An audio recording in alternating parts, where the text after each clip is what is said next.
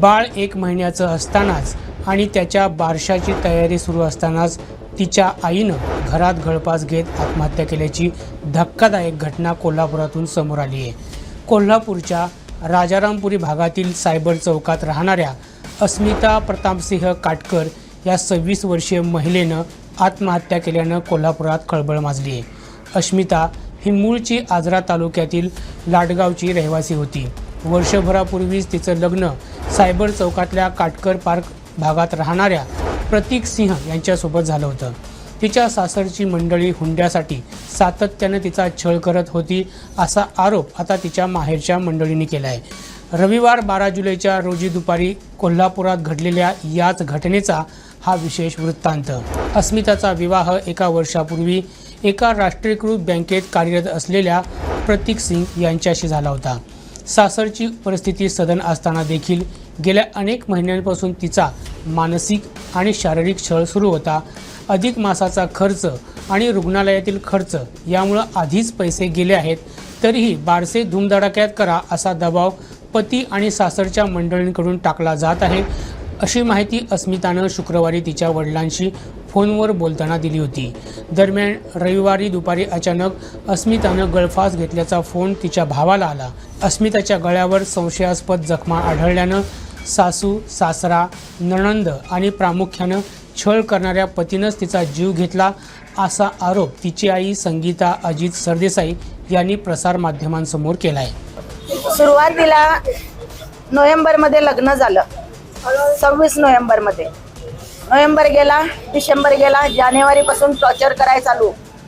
आम्ही डान्स केला लग्नात, तुमच्याने डान्स केला नाही, तू डान्स केला नाही, ह्याच्यावरनं तुमच्या पोरगीला घेऊन जावा, तेव्हापासून चालू। जानेवारी महिन्यात आम्हाला फोन आला, तुमच्या मुलगीला आम्ही नांदवत नाही, घेऊन जावा।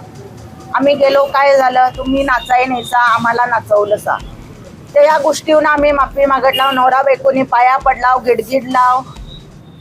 आम्हाला वाटेल तशा शिवा दिल्याने त्याच वेळेला जानेवारी 3ऱ्या महिन्यातच वाटेल तशा शिवा दिल्याने ते असू दे म्हटलं, पोरगी नांदाय पाहिजे, माफी मागितली, हे केलं, आमची चूक झाली म्हटलं, आम्ही आलो, समजूत काढून आलो, ठीक झालं। पुण्यात गेले की आपण 3 वेळेस तशी दाखवून पाठवून दिल्याने आम्हाला। परत आतापासून लग्नाला आम्ही 9 तोळे सोनं दिलं, 5 लाखाचा रुपवत, म्हणजे सगळं भांडी कुंडी बेड बीड सगळं असं करून 5 लाखाचा आम्ही संसार सड दिला। तरी पण त्यांची बुक किती बुक, डिलेवरीचं तुम्ही करा, 7व्या महिन्याचं तुम्ही करा, अधिक महिन्यात हेच पाहिजे, अधिक महिन्यात तेच पाहिजेत, आता बारसं तुम्ही करा, 15 ऑगस्टला बारसं तुम्ही करा। म्हणजे किती बुक तुमची, किती भरणार कुठं? सगळा खर्च जर आम्हीच करायचा होता तर तुझ्या लेकाचा वंश वाढायसाठी तू लग्नच का केलीस?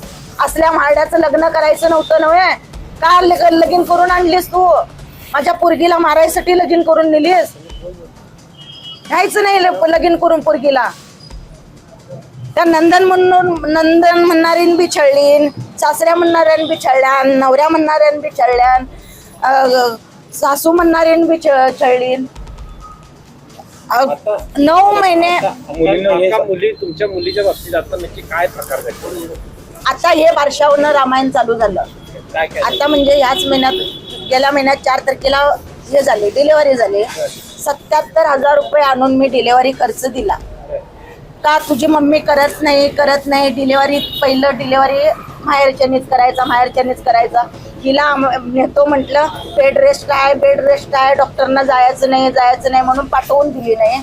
डिलेव्हरी हिनं केली, पैसे आमचे घेतलीन। माझ्या पोरगीला आता 20 दिवस मी राहिलो इथं मुलगीच्या घरी, घेऊन जातो म्हटलं, माझ्या पुढ्यात गप्प राहायचं आणि त्या मुलगीला टॉर्चर करायचं, अजिबात सोडणार नाही। माहेरला गेलीस तरी इकडे पाऊल ठेवायचा नाही। का माझ्या पोरगीने काय केलेलं तुमचं? काल जो काय प्रकार घडलाय नक्की बारशासाठी 15 आम्ही काय म्हटलं, आताच पैसे अधिक महिन्याला खर्च झाले, माझे पैसे बारशे ह्याच्यासाठी डिलेव्हरीसाठी खर्च झाले, दोन्ही खर्च मोठेच झाले। मग आता बारसं लगेच पुढच्या महिन्यात। मी काय म्हटलं, 3 महिने कंप्लीट होऊ दे बाळाला, 4था लागतोय म्हणजे बारसं करूया। माहेरच्यानेच करायचं, हा करूया। का पोरगी सुखात राहू दे आपले. हा करूया, मोठ्यानं बारसं करूया म्हटलं. बाळा माझ्याकडे पैसे कमी आहेत. नाही मम्मी 15 ऑगस्टचाच मुहूर्त चांगला आहे, सासवनं भटजीकडे बघितलंय, चांगला मुहूर्त आहे आणि 15 तारीखच करूया. तरी बी मी म्हटलं बाळा मुलग्यान पैसे ॲडव्हान्स आधीच घेतलंय आणि तवरच्यान सोनं बिनं ठेवते आणि करूया म्हटलं. काय ही मग पाठी लागतात ते माहीत आहे ना, टॉर्चर करतात पोरीला. हा करूया म्हटलं. 2 दिवसात फोन करून तुझ्या सासवाला सांगतो म्हणून फोन कट केला मी. तेवढ्यात म्हणजे शुक्रवारी फोन केलेले. माझं सोनं घाण ठेवून माझ्या पोरगीची हाऊस करत होती.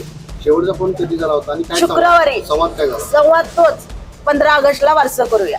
प्रथम दर्शनी आत्महत्या दिसते असं म्हणणं आहे. नक्की काय प्रकार घडला? आत्महत्या दिसते कुठं? आत्महत्या नाही करायची ना. शिनी मारल्याने एवढं टॉर्चर करून मारल्याने. असं पोरगी अशी मुलगी होती लग्नाच्या टायमाला दिलेली, अशी करून ठेवलं. एवढासा गळा दाबायला, आत्महत्याने दोरी रचवायला आणि असं दाबायला किती उशीर लागतोय. त्यांना पहिलाच हाफ मर्डर केलाय म्हणतोय ना. मग आता फुल मर्डर करून दाखवलं की तिनं. पहिलाच म्हणतोय एक केस होती माझी लग्नाच्या दिवस, ते का बाईन त्याच्याला फोन ठेवली आमच्यापासून. हाफ मर्डर केला माझ्या पोरग्यान म्हणून काय सांगाय नाही. मुलींनी स्पष्ट सांगितलेलं मला सुरू आहे. स्पष्ट सांगितलेलं म्हणजे तरी बी मला मम्मी नांदायचं आहे. खरे माझ्या डोसक्याची शपथ घेतली तिनं. आता पण मी आली तेव्हा मम्मी तुझ्या डोसक्याची शपथ घेतो, मी कायच करून घेणार नाही. माझ्या जर डोसक्यावरनं पाणी गेलं तर मी तुला फोन करीन, मला घेऊन जा. मला एकदमच सण व्हायच्या आधी बाहेर गेलं नाही, मी तुला फोन करीन, त्या क्षणी तू घेऊन जा. मग अशी बोलणारी मुलगी, डोसक्यावर आईच्या हात ठेवणारी पोरगी आत्महत्या कशावरनं करते? आता काय मागण्या आहे तुमच्या? माझ्या मुलगीला न्याय पाहिजे. आणि जेवढं सोनं बिनं घातलंय, जेवढा खर्च केलाय तो माझा मला देवा. का नको आहे माझा खर्च मला? माझं पोरगं बरं नसताना त्याच्या सराकनं ॲडव्हान्स घेऊन माझे दागिने ठेवून माझ्या पोरगीचे सणवार केले आणि तुम्ही माझ्या पोरगीला मारून टाकलं सा. न्याय द्यावा. त्यासनी फाशी द्यायला पाहिजे. पोलिसांनी फाशी द्यायलाच पाहिजे. पोलीस सहकार्य करतात. पोलीस आता बघूया की आता लिहून घ्यायला लागलेत. त्यांचं काम त्यांनी करणार, तुमचं काम तुम्ही कराल. कितीपर्यंत न्याय तुम्ही देता, कितीपर्यंत न्याय पोलीस देतात बघूया. कारण या गरीबाईला न्याय द्यावा, भावाला न्याय द्यावा. बहीण भावाची ताटातूट केलं सा तुम्ही, भेटू दिलं सा नाही. एक वेळेला पण 2 वर्षात भेटू दिलं नाही माझ्या पोरगीला. का घर बघायला बोलवायने सा पोरगी? घरात पाऊल ठेवायचं नाही. भावान म्हणणाऱ्यानं घरात पाऊल ठेवायचा नाही. या दरम्यान अस्मिताच्या आत्महत्येवर बोलताना मंत्री हसन मुश्रीफ यांनी निषेध व्यक्त केला आहे. मी माहिती घेतली आहे, पण अयोग्य आहे.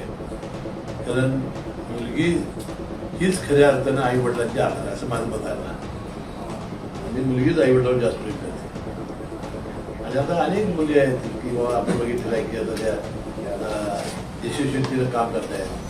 आता आमच्याकडं मुख्याधिकारी आले आहेत, पूर्वी आयुक्त होत्या, महिला IAS IPS होत आहेत. आता मुलींच्या बद्दल अशा पद्धतीनं अजूनही असे जुना विचार सोडू दिले पाहिजे. फक्त मुलगीच नाही तर पैशासाठी सुद्धा छळ केला असं मला पैसे नाही, तुझं जे घडलं असेल ते दुर्दैवी आहे, त्याचा आपण सगळ्यांनी धिक्कारच केला. दरम्यान राजारामपुरीचे पोलीस निरीक्षक विकास जाधव यांनी घटनास्थळी जाऊन पंचनामा केला आणि मृतदेह उत्तरीय तपासणीसाठी पाठवून दिला. लग्नाला अवघे 1 वर्ष झाले असल्याने आणि संशयास्पद परिस्थिती असल्यानं सोमवारी न्यायाधीशांच्या उपस्थितीत मृतदेहाचा पंचनामा आणि शवविच्छेदन होईल अशी माहिती त्यांनी दिली होती. पोलिसांनी विसेरा सुरक्षित ठेवला आहे. अवघ्या 1 महिन्याच्या बाळाला सोडून आईनं हे पाऊल उचलल्यानं किंवा तिचा घातपात झाल्यानं संशयित पती आणि सासरच्यांवर कडक कारवाई करण्याची मागणी माहेरच्यांनी केली आहे. गोव्यासह महाराष्ट्रातील अशाच महत्त्वपूर्ण घडामोडी जाणून घेण्यासाठी आमच्या प्रुडंट मराठी यूट्यूब चॅनलला सबस्क्राईब करा.